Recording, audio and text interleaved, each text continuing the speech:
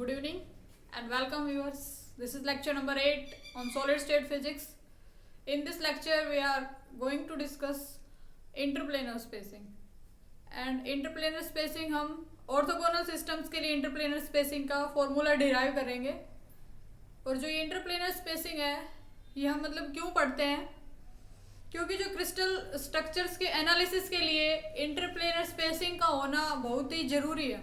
ठीक है, interplanar spacing की हेल्प से हम वेरियस क्रिस्टल्स को सोल्व कर सकते हैं. तो इंटरप्लेनर स्पेसिंग हम ऑर्थोगोनल सिस्टम्स के लिए डिराइव करेंगे. तो orthogonal systems, you know that orthogonal systems includes 3 types of crystal structures basically. कौन से? Cubic, tetragonal and orthorhombic. ये 3 सिस्टम हमारे ऑर्थोगोनल सिस्टम के अंडर आते हैं. मतलब इनमें जो इनकी यूनिट सेल की डायमेंशंस होती है, तो तीनों एक्सिस होती है वो परपेंडिकुलर होती है एक दूसरे के. ठीक है, तो आउट ऑफ 7 क्रिस्टल सिस्टम्स 3 हमारे पास ऑर्थोगोनल सिस्टम है. उनके लिए हम इंटरप्लेनर स्पेसिंग को डिराइव करने जा रहे हैं. तो let us start interplanar spacing. बहुत ही कॉम्पैक्ट टॉपिक है और ये CSIR के पर्सपेक्टिव से इससे डायरेक्ट क्वेश्चन आता है. ठीक है, कि इंटरप्लेनर स्पेसिंग अब इतना आसान भी नहीं आएगा कि सिंपल क्यूबिक के लिए या पूछ लिया या फिर सीधा मतलब पूछ लिया टेट्रागोनल के लिए. तो कुछ थोड़ा सा ट्विस्ट करके क्वेश्चन में एक बार हेक्सागोनल के लिए पूछा गया था, हेक्सागोनल केस के लिए इंटरप्लेनर स्पेसिंग. सो हम उन सभी केसेस पे स्टेप बाय स्टेप फोकस करेंगे. So let us derive interplanar spacing for orthogonal systems. Orthogonal systems के लिए हम इंटरप्लेनर स्पेसिंग जनरली डिस्टेंस होती है तो D से डिनोट कर देते हैं. और क्रिस्टल में इंटरप्लेनर स्पेसिंग मतलब किन्हीं 2 प्लेन्स के बीच की स्पेसिंग देखने जा रहे हैं. तो प्लेन्स के लिए यू नो दैट कि प्लेन्स के लिए हमारे पास एक टाइप का सिस्टम था जो उनको किसी भी प्लेन को डिनोट करने के लिए था. And that system was Miller system या कहो मिलर इंडिसेस थे किसी भी गिवन प्लेन के लिए. तो हमें क्या करना है कि इंटरप्लेनर स्पेसिंग मतलब क्रिस्टल में किन्हीं 2 पैरेलल सक्सेसिव प्लेन्स के बीच की जो डिस्टेंस है वो होती है इंटरप्लेनर. इससे परपेंडिकुलर, ये परपेंडिकुलर. और ये भी आपको पता है कि किन्हीं सेट ऑफ पैरेलल प्लेन्स के लिए जो मिरर इंडिसेस होते हैं वो इक्वल होते हैं. तो इसका HKL है तो इसका भी HKL होगा क्योंकि ये दोनों कैसे प्लेन है, पैरेलल प्लेन है. तो इनके बीच की जो परपेंडिकुलर डिस्टेंस है दैट इज इंटरप्लेनर स्पेसिंग. और इस प्लेन के लिए है इसलिए इसको HKL इसके इस तरह से डिनोट करते हैं. DHKL represents the interplanar spacing for parallel set of planes. तो ये पैरेलल प्लेन्स हमारे ऑर्थोगोनल सिस्टम जो 3 टाइप के ऑर्थोगोनल सिस्टम्स हैं उनके किसी भी केस के लिए हो सकते हैं. ठीक है, ऑर्थोगोनल सिस्टम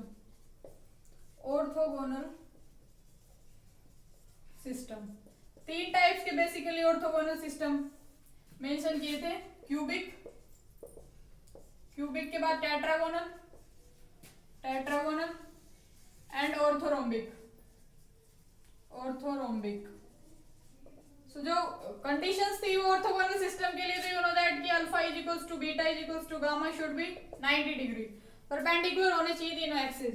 एंड क्यूबिक के लिए जो सेल कांस्टेंट्स की कंडीशन है कि कोई रिस्ट्रिक्शन नहीं है, सारे ये बराबर होने चाहिए. टेट्रागोनल के लिए जो रिस्ट्रिक्शन थी वो एक सेल की एज पे रिस्ट्रिक्शन थी.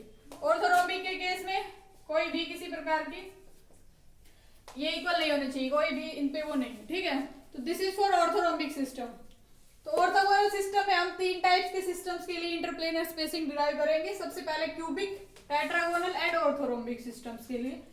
तो let us first do for the orthorhombic system जिसमें A is not equals to B and not equal to C. So हम ऑर्थोरोम्बिक केस देखने जा रहे हैं. ऑर्थोरोम्बिक के लिए हम DHKL का एक्सप्रेशन डिराइव करेंगे कि DHKL क्या आएगी. तो हमने क्या ले लिया कि सपोज कि ये किसी यूनिट सेल लेंगे, XYZ कोऑर्डिनेट सिस्टम हमने चूज कर लिया. यूनिट सेल किसकी ले रहे हैं, यूनिट सेल ले रहे हैं ऑर्थोरोम्बिक सिस्टम की, जिसके लिए A is not equal to B is not equal to C and alpha is equals to beta is gamma is equals to 90 degree. This is the condition for orthorhombic system. तो इस case में हमें क्या लेने जा रहे हैं कि ओरिजिन से, लेट से कि ओरिजिन से जो सबसे पहला प्लेन है, नियर बाई प्लेन है, वो इस तरीके से है। ये जो प्लेन है, let us name this plane A B C and this is the origin. तो जो ओरिजिन से जो सबसे पहला नियरेस्ट प्लेन है, लेट से वो एबीसी प्लेन है। क्लियर? एबीसी प्लेन क्या है? इस ओरिजिन से इस तरीके से पैरेलल पहला प्लेन है। तो ABC is the first parallel plane. तो हमें क्या देखना है कि ओरिजिन से जो प्लेन जा रहा है और जो प्लेन हमने इसके नियर बाई नियरेस्ट लिया है, ABC plane, origin and ABC plane के बीच में इंटरप्लेनर स्पेसिंग निकालने जा रहे हैं। Interplanar spacing. तो interplanar spacing you know that कि perpendicular distance between two parallel planes. तो इस केस में हम ओरिजिन और इसके बीच में एक परपेंडिकुलर डिस्टेंस ड्रॉ करेंगे और फिर उसको डिराइव करेंगे कि वो किसके इक्वल आ रही है। क्लियर है? तो लेट से कि जो ये प्लेन है, इसके जो मिलर इंडिसेस है दैट इज HKL। कि HKL इस प्लेन के मिलर इंडिसेस है। तो इसके HKL है तो इसके भी HKL होंगे ऑब्वियसली, क्योंकि दोनों प्लेन्स कैसे हैं? पैरेलल हैं। क्लियर? तो ये हमने अब हम DHKL फाइंड आउट करने जा रहे हैं इस केस में। DHKL। तो सबसे पहले ओरिजिन से इस पे से जो परपेंडिकुलर डिस्टेंस होगी इस प्लेन की, लेट से कि यहाँ पे n ON जो हमने परपेंडिकुलर डाला है। अब इस तरीके से समझ सकते हैं कि ये जो प्लेन है और ये जो ओरिजिन है, इसके बीच में ये जो परपेंडिकुलर डिस्टेंस है, इस तरीके से ये परपेंडिकुलर डिस्टेंस है ON। क्लियर? तो ये ON किसके इक्वल होगी? तो हम एक ट्रायंगल कंस्ट्रक्ट कर लेते हैं कंस्ट्रक्शन में इस तरीके से। ये हमने इसको इससे मिला दिया। क्लियर है? और इस ट्रायंगल को उठा लेते हैं बाहर और सोल्व करते हैं। तो सबसे पहले हम इस जो ये प्लेन एबीसी है, इसके इंटरसेप्ट्स देखते हैं। Intercepts of ABC. HKL plane को HKL से डिनोट कर ले, मिलर इंडिसेस पता चल गया हमें इसके। Intercepts of HKL plane on respective axis. On respective axis. Respective axis पे इसके जो इंटरसेप्ट्स है वो क्या है? एक्स एक्सिस पे इसका क्या है? OA इंटरसेप्ट्स है, Y पे OB एंड Z पे OC। क्लियर है यहाँ तक? OB OA OB OC। Clear है? अब हमें HKL पता है और HKL आपको ये भी पता है H/K/L क्या होते थे? सेल कांस्टेंट और इंटरसेप्ट्स ऑन इस एज पे, ये A एक्सिस है, X एक्सिस पे इंटरसेप्ट, सेल कांस्टेंट और intercepts on X axis. Ratio cell constant और इंटरसेप्ट ऑन Y एक्सिस पे इंटरसेप्ट, सेल कांस्टेंट और Z एक्सिस पे इंटरसेप्ट। तो हमें इंटरसेप्ट्स फाइंड आउट करने हैं HKL की फॉर्म में। तो इंटरसेप्ट्स क्या हो जाएंगे? OA OB and OC। This is A by H, B by K and C by L। Clear है? सिंपल मैथमेटिक्स है यहाँ तक। तो नेक्स्ट हमें इस ट्रायंगल को बाहर निकाल लेते हैं। इसको देखते हैं कि कौन सी, इसमें ON फाइंड आउट करना है ना हमें। तो ON परपेंडिकुलर है, NA भी परपेंडिकुलर है और ये CA इस तरीके से है, इस तरह से। आई होप कि ये आपको विजिबल होगी।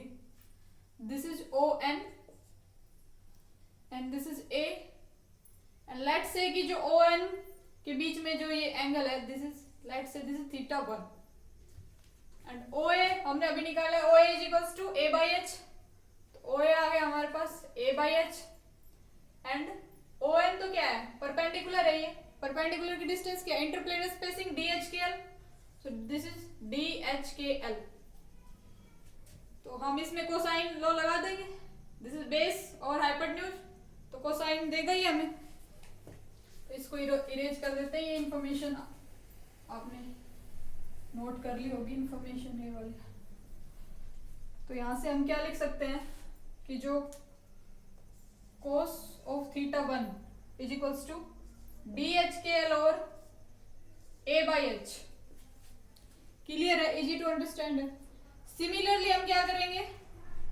दूसरे एक्सिस पे जो इंटरसेप्ट है इसको इससे मिला देंगे अब, और इस ट्रायंगल को एक्सट्रैक्ट कर लेंगे बाहर। ठीक है? तो ये भी ON और OB परपेंडिकुलर है, ON B एंड ये OB इस तरीके से, OB की वैल्यू क्या आई थी, जैसे कि OB इंटरसेप्ट निकाला था हमने तो ये आया था B/K एंड ON तो वही है DHK। Let's say this is θ2, जो ये वाला एंगल है लेट्स से दिस इज θ2। तो अब यहां से भी हम सिंपल वही लगाएंगे, base over hypotenuse cos θ2 is equals to DHKL over B/K। In similar manner हम तीसरे के लिए भी निकाल सकते हैं इसी तरीके से, कोई θ3 एंगल पे उसका वो होगा तो DHKL ओवर C/L। तीन कोसाइंस आ गए हमारे पास। अब कोसाइन लॉ अप्लाई करेंगे, तो by using cosine law, by using cosine law, क्या होता है cosine law, cos square θ1 cos square θ2 cos square θ3 is equals to 1। This is cosine law.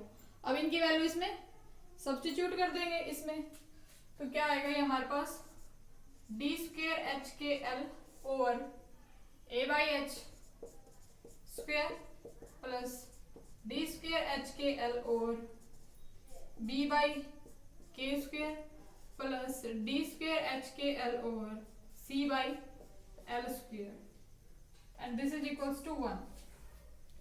अब इसको फर्दर सॉर्ट आउट कर लेंगे। फर्दर सॉर्ट आउट करने पे क्या आएगा हमारे पास, लेट अस सी क्या आता है।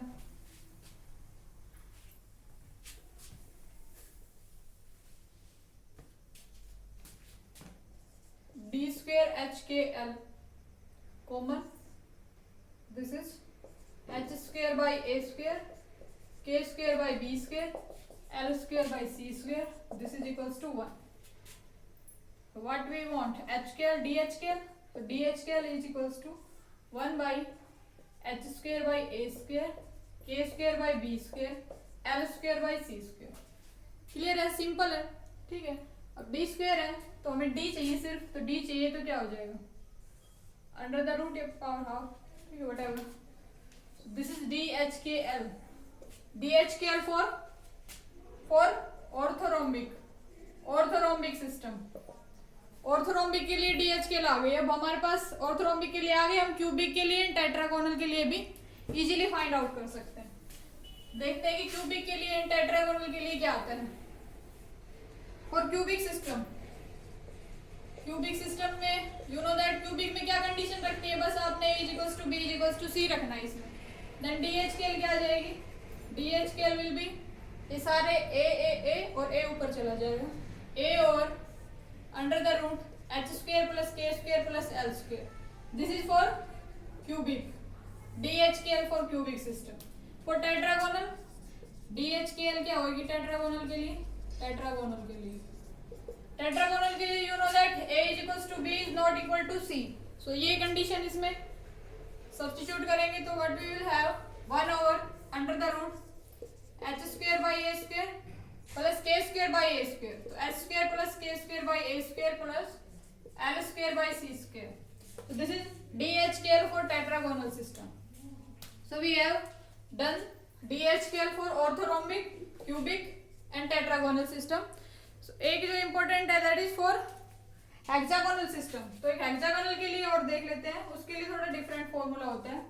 DHKL for hexagonal system, hexagonal.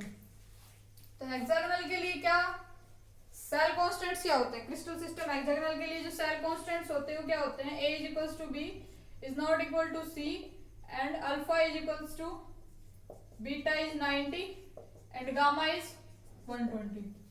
These are the cell values of cell constants for hexagonal system। so ये इसके इक्वल आता है 1 over under the root 4/3 h² plus hk plus k² और a² प्लस l² और c²। this is for a² let me check 4/3 h² plus hk plus k² by a² plus l² by c²। yes, this is the right answer for DHKL। ये important है, this is important. एक बार net में इसी question आया था, direct ये पूछ रखा था हेक्सागोनल के लिए, h² + hk + hk। So this is all about today's lecture, very simple and easy. Just आपको आज के लेक्चर का एक्सट्रैक्ट, ये DHKL ही याद करना है, क्लियर। ये कहाँ पे यूज होंगे आगे, जब हम XRD नेक्स्ट लेक्चर में जब हम XRD स्टडी करेंगे तो उसमें DHKL plays very important role in determination of crystal structures. That's why this is important. So in our next lecture we will discuss XRD, electron diffraction and neutron diffraction, and the next lecture going to be very much interesting. So till then, stay tuned. Thanks for watching.